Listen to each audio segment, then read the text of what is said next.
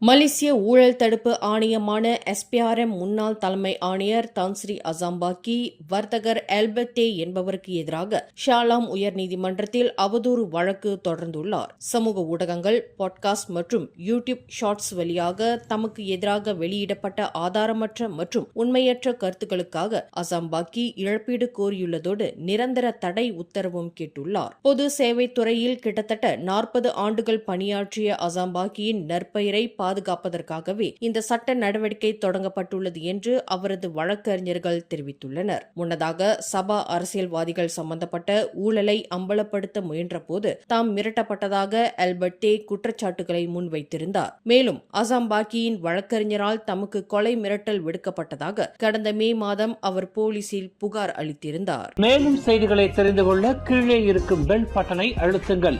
உங்கள் மகிழ்ச்சியை வெளிப்படுத்த லைக் மற்றும் ஷேர் செய்யுங்கள். தொடர்ந்து திசைகளோடு இணைந்திருக்க சப்ஸ்கிரைப் செய்யுங்கள்.